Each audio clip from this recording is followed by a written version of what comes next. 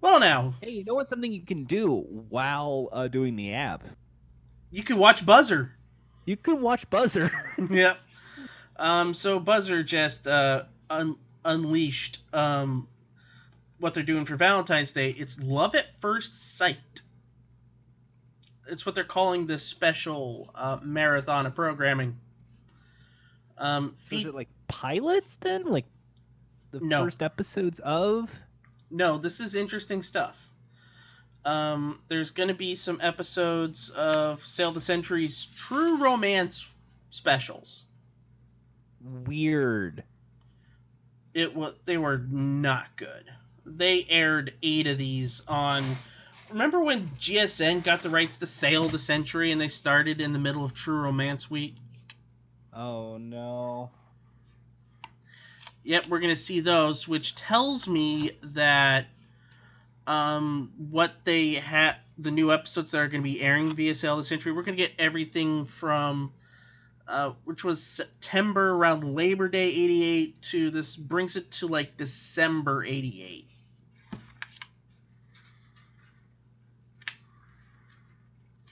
Or something around there. And also is episodes of Password Plus from 1980. The first time they're going into the 80s with Password Plus, and it'll be the last episodes that Alan was with Betty White on Password Plus, with Gene Rayburn joining in on the fun. Oh no! Yep. And then a rarity. Tattletales. Syndicated Tattletales. Yay, I guessed. Well... So who's going to get in the banana section today? Well, we saw John Ritter in the promo. So it's John Ritter in the banana section. I think it's John Ritter in the banana section. That sounds like a clue, like you're a spy. Mm-hmm. Cyndi, John Ritter is in the banana section. I must take him out before he makes threes a crowd. No, but the interesting thing about Syndicated Tattletales is that these never aired on GSN. Ooh, all right. I never knew that. Yeah, apparently, it only lasted one season, and that's it. So they were just kind of going like, yeah, well, Tattletales. Yeah. Mm-hmm. Well, it's because it was canceled on CBS. They decided to try it in weekly syndication in 77 and it just didn't pan out. I guess they kind of paired... And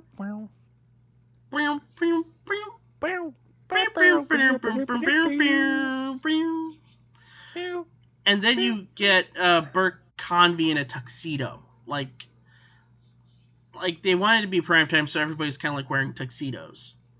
No, it didn't work. But then... Very groovy. Yeah, but then we get the bomb dropped on us. A new acquisition for Buzzr. You finally got your shop till you drop. Not yet. The year is still young. But we have a dating show for GSN. Let's see. Fremantle. Congratulations, Chains of Love. No. By the way, did Fremantle actually do Chains of Love? I think it's Endemol. Yeah, Endemol. And that's not Fremantle. Yeah, it's Endemol Shine now. Which is going to probably end up being a third game show at this rate. Yeah. So, it's a dating show from the mid-90s. Actually, late 90s. 97. I know what you're talking about, but I will say it right now. I kind of liked it, actually. I really liked it. It's the right amount of camp that I loved. It's Bzzz. Bzzz. Basically, you know how people love on Next when there's like the one person saying hello and like next. Yep. What if that was the show in the first half, and then in the second half you got like a dating game kind of questionnaire game. Yeah. Like, and it leads into my favorite part, which is that final round, that final date. mm-hmm. Like, a few episodes are on YouTube, and one instance had a contestant by the name of, I think it was Shorty G, not to be confused with Chad Gable. Shorty G was asking a question.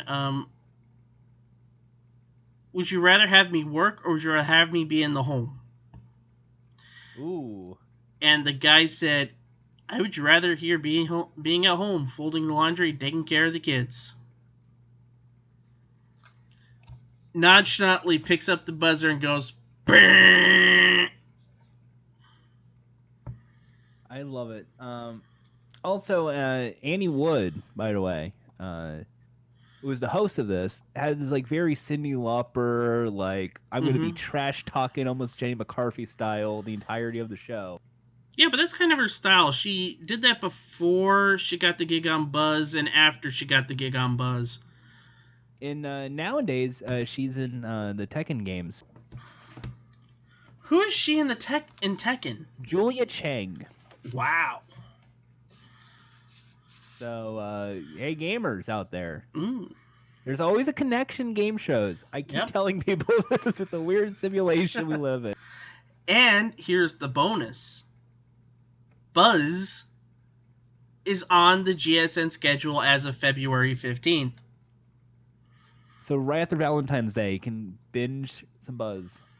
Yep. Buzz will be on the GSN schedule from 7 to 8 p.m. on Saturdays, which gets rid of some Card Sharks repeats with Bob Eubanks. I don't know what's going to happen with those. Maybe they'll push it to earlier on Saturday to get rid of some Classic Concentration repeats. Because now they're repeating. I want to keep my Classic Concentration. Well, now they have Classic Concentration repeating overnight, Monday through Friday. I want to see my Suzuki Samurai. Well, they have the Jeep Comanche now.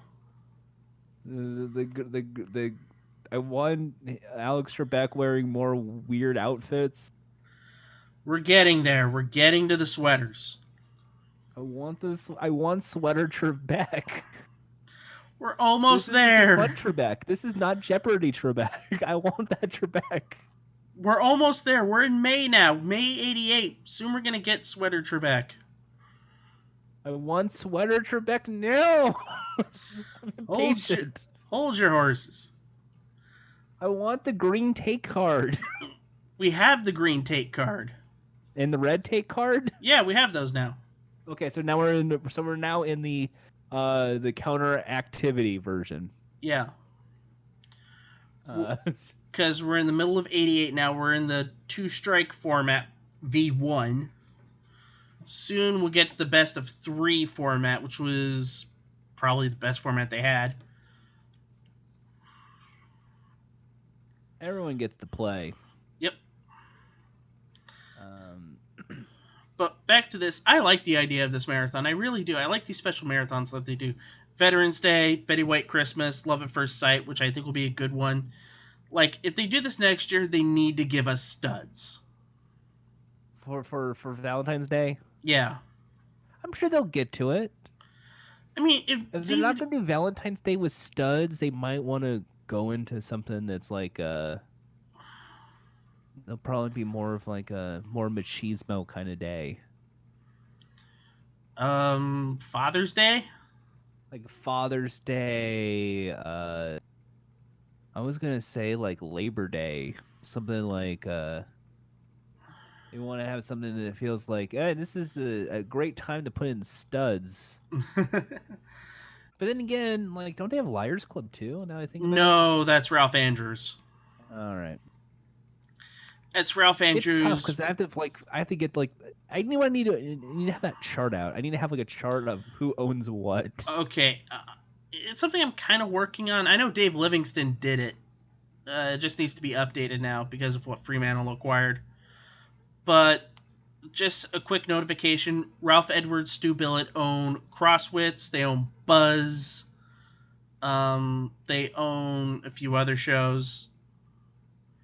That's why I'm getting into that. Do they own? Who now has the official rights to True for Consequences? Is actually where I really want to go Ralph into. Edwards, Stu Billett. That production So company they still owns own it. It's yeah. not like sold off to Phil Gurin. Nope. And oddly enough, what we learned about Buzz coming to Buzzr, the amount of truth or consequences that still exists. Because that's where I'm coming from. If we can get Truth or Consequences on the air, I don't care which version. I don't care if it's Barker. I don't care if it's old radio. I don't care if it's a syndicated run. So here's what I'm getting, because there's both a daytime and a nighttime version running concurrently in the 50s. Some Ralph Edwards episodes exist, but what does exist is the most important episode of all. The changeover. The change from Ralph to Bob. Yeah, from Ralph Edwards to Bob Barker. A lot of syndicated Bob Barker Truth for Consequences does exist. Because that is stuff we need. I think that is the kind of game show. I hate to say, like, I feel old time saying that, like, but that's the game show I think we need right now. Especially when you consider the penalties and the surprises that they pulled on that show and the pranks. Yep. The last season of the syndicated run, Bob Hilton took over, and oddly enough, Bob Hilton became when they toured, when Truth for Consequences was doing touring stuff, Bob Hilton was always the host. And then Truth for Consequences got revived in '87 for all of a month with Larry Anderson as host, and it flopped hard. Well, it's because you don't buy into him being nobody bought into him being a game show host. Even when, especially in '87, wouldn't that be like the peak of when you would try and do like even if you're trying to do the irrelevant like late '80s? Yeah, but nobody was buying into Truth for Consequences anymore. It was too quaint. Well, it was '80s, so they would assume like this is your grandma's game show. This is what the grandmas would watch. Yeah, and Larry Anderson. But nowadays, it's like if you can like find that show, it's like no, they're just doing practical jokes that you see on YouTube. Yeah. Here's the thing, though, about Truth for Consequences with Larry Anderson. Remember when I did that commentary about game show garbage stuff that I wish I had inducted? Because you just reminded me about Truth for Consequences with Larry Anderson. That was way up on the list that I've completely spaced on. That and You Bet Your Life with Buddy Hackett. Ooh. I gotta remember that. I have to like. I've only seen one of those Buddy Hackett. You Bet Your Lives. It was. It just never worked. It kind of worked with Bill Cosby, but Buddy Hackett always like took over the show. Whereas with Groucho and Bill Cosby, he would let the contestants be the star. Yes. Even Bill Cosby would get off of his perch and stop roofing models backstage of the Bill Cosby show to allow some people to be a star. There was still a casting couch, though. Yeah, but he wasn't doing the casting for You Bet Your Life. And he was thinking about $100, and I mean that's all good. I'm saying that right now. True for Consequences. Not only does it do it for a revival, I think people, if they can find a way to watch some of these old episodes, it can hold up. I will say, yeah, have it be, just do it for. I think Buzzr would probably be the best place for it. Besides, you might see some episodes of True for Consequences sooner rather than later, especially with how ill health Bob is. If they can still somehow explain True for Consequences, it's like a quiz show, but the joke is that the questions are too hard that they force them into the stunt, and the stunts are usually like beat the clock style stunts, but sometimes it's just like a surprise, like we just reunite somebody or yeah, kind of stuff like that, and I think it would work. But yeah, that's Buzzr's Love at First Sight marathon, enjoy all these rarities, and try to stomach True Romance Week on Sale of the Century. It's kind of a waste. Hey, it could be worse. You could go to Patrick Wayne's Tic-Tac-Toe and go to Divorced Couples Week. I wouldn't mind that because there's not many episodes of Tic-Tac-Toe 90. Like, there's 20 some odd episodes of Tic-Tac-Toe 90 with Patrick Wayne, but only 3 episodes of Divorced Couples Week exists.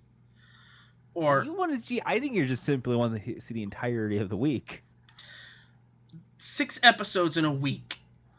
So it's a special. You want to see more of it. Kind of. I admit I'm a glutton. Like, I was happy I saw episodes of Tic-Tac-Toe 90 and Joker 90 on a tape that I got from a trader a month or so ago. I just want that pilot elevator from Tic-Tac-Toe. Yes.